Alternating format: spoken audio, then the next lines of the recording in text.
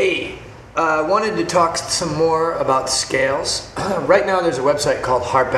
It's been around for a bunch of years and there's a lot of information and even a search engine where you can search any topic that you want. And right now I'm no longer a part of the website, but I still love it and I still follow it. But right now they're talking about scales. And I thought that I might be able to contribute something to it since this is a subject I feel pretty passionate about. Okay. The first thing I'd like to say is if you know what multiple positions are, or if you can play in different positions and you're familiar with a few, let's just say first, second, and third for now.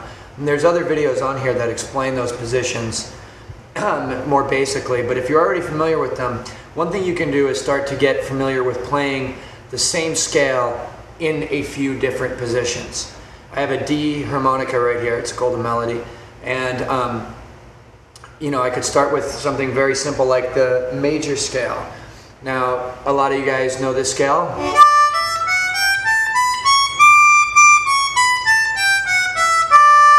It's very easy in the middle octave, but a lot of people don't know how to play it in the first octave, which is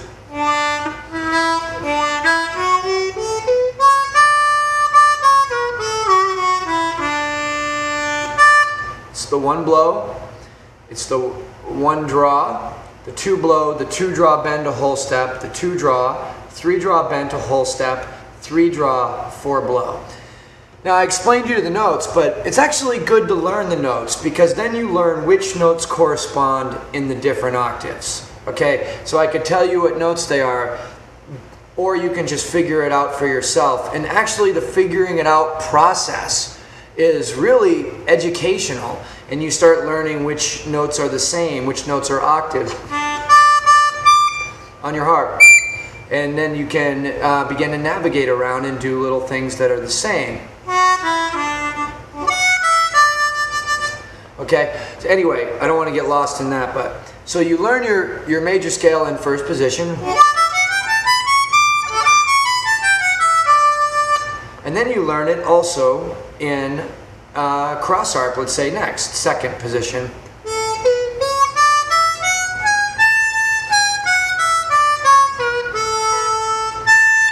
Now this is a little bit harder, and that's why there's different positions, because some positions are better for certain scales or certain feelings than other positions are. But that doesn't mean that you don't want to know how to do the scale in the other position just because it's easier in another one, and I'll get to that later, maybe in part 2 of this. Okay, so in part 1 of scales, though, we're talking about the major scale, and now we're talking about it in cross harp. That's using this harmonica, key of D, over a band or a guitar player, piano player, or violin, or whatever, in A. Okay, so you would be playing 2 draw, 3 draw, bent a whole step, 3 draw natural, 4 draw natural, oh, that was 4 blow natural, then 4 draw, 5 blow, 5 overblow, and 6, and then back down. Okay, now the next position you would need to play this would be third position. Okay, it's a little bit easier in third position than it is in cross harp, but not too much easier.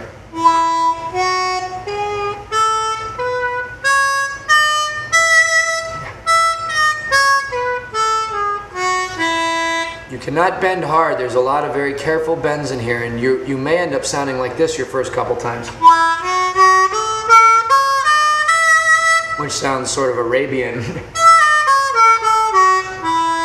or something like that. But anyway, watch those half-step bends. Let me explain to you what they are. 1 draw, 2 blow, 2 draw bent a half step. Not a common note in the blues, although you hear it as a passing note quite a bit. Or in Careless Love.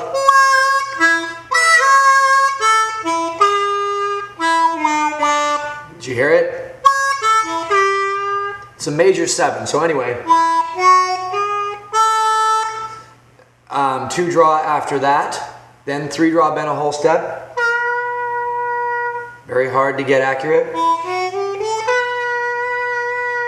You can hear it wavering a little bit even when I do it.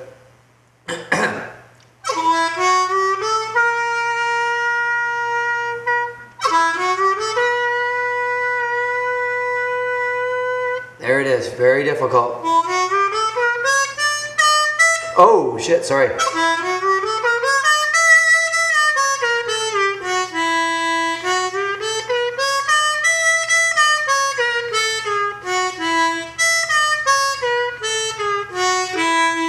And there you have it in third position. So you have it in first position, second position, third position. Now you can begin to string them together. Now, before I get into showing you how to do that, let me explain to you why and where and how you could string them together. How can you play one harmonica in 3 positions in one song? All right? Well, essentially you have your starting position. Let's call that cross harp today, okay? Your starting position would be the band is in A and you're using a D harmonica. And let's say the melody is something very simple like that. That's like a rumba or something like that. And then for the 5. So you would start for the first part of the chord progression where the band plays the first chord, you would start in cross harp.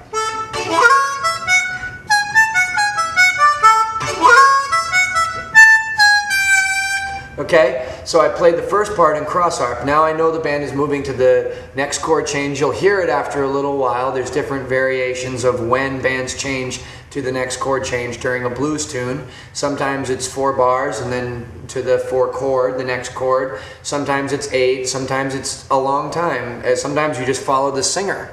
And especially in like old school Mississippi or Chicago style blues. So anyway, then you come to the 4. And you're essentially in first position. The band has moved to the key of D. They went from the key of A to the key of D. You're playing a D harmonica. That means that you can play any first position licks you have will actually work over that. But if you know the major scale, it'll work even better because you can navigate your way around just the notes that are part of the chords behind you. Now, if the band is playing 7th chords, you might want to add some blue notes into that, and that would mean learning your pentatonic scale in first, second, and third position as well. It's easy in all 3 of those positions, but it's hardest in the first position. So then, when the band moves to the final chord, the 5 chord, you can be in third position and you can play that same major scale. I don't know if I'm going to have time to get through it in the 10-minute mark, but let me try.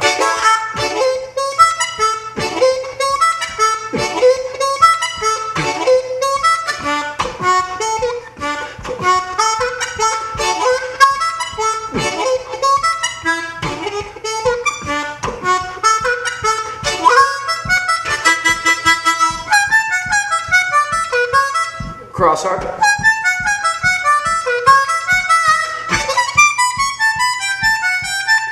First position. Cross harp. Now third.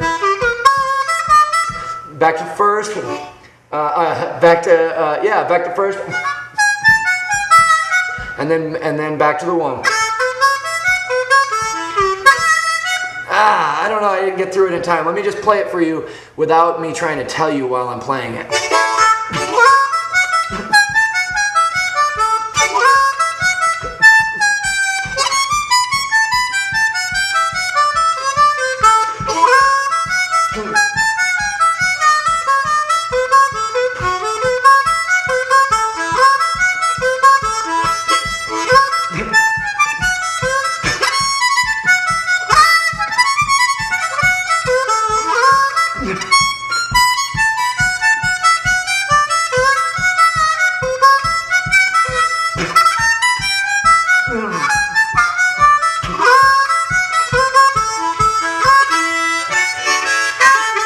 Anyway, that was really rushed and hard to do, but I hope you're getting the idea. What I am is I'm switching the way I treat each chord change by moving positions and playing the same basic riffs based off of the same scale.